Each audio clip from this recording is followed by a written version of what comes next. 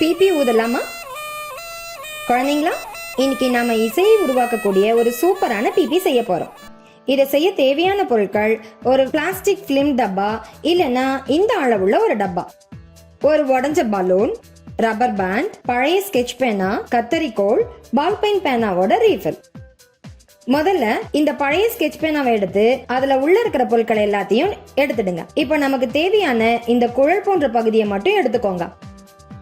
இந்த குழல்ல இப்ப பாக்குற மாதிரி கத்திரிக்கோள் முனைய வச்சு 2 துளைகளை போட்டுக்கோங்க. அடுத்து பிலிம் டப்பாவை எடுத்து அதோட அடிப்பகுதியில ஸ்கெட்ச் பேனா நுழையிற அளவுக்கு ஒரு ஓட்டை போடுங்க.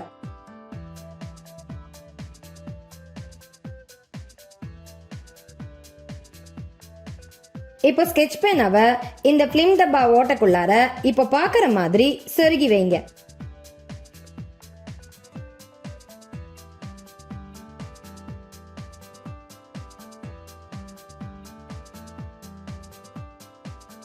அடுத்து இந்த பிலிம் டப்பாவோட பக்கவாட்டுல நாம வச்சிருக்கிற பால் பெயின் பேனாவோட ரீஃபில் உள்ள நுழையிற அளவுக்கு ஒரு ஓட்டை போடுங்க. போட்ட ஓட்டையில இந்த ரீஃபில்ல சொருகிடுங்க. இப்ப பாக்குற மாதிரி இந்த அமைப்பு இருக்கும். அடுத்து இந்த பிலிம் டப்பாவோட மேல் வாயில பலூன் துண்டை ரப்பர் பேண்ட் வச்சு சுத்தி இறுக்கமா பொருத்துங்க. அடுத்து டப்பாவோட அடிப்பகுதியில சொருகி இருக்கிற ஸ்கெட்ச் பேனாவை பலூனை லேசா அழுத்துற மாதிரி தள்ளி செருகுங்க. இப்ப நமக்கு ஒரு அழகான பிபி போன்ற இசைக்கருவி ரெடி ஆயிடுச்சு.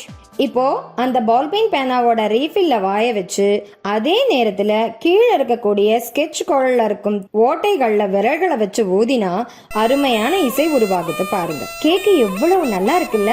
அதிர்வடையும் காற்று தம்பத்தின் நீளம் அதிர்வெண்ணுக்கு எதிர்த்தகவில் அமையும். ஸ்கெட்ச் பேனா வழியாக ஊதும் போது பலூன் ஜவ்வு அதிர்வடைகிறது. அது இனிமையான இசை ஒலியை உருவாக்குகிறது. ஸ்கெட்ச் பேனாவில் உள்ள துளைகளை திறந்து மூடுவதன் மூலம் அதிர்வடையும் காற்றுத்தம்பத்தின் நீளம் மாறுகிறது. காற்றுத்தம்பத்தின் நீளம் மாறும்போது அதிர்வெண் மாறுகிறது.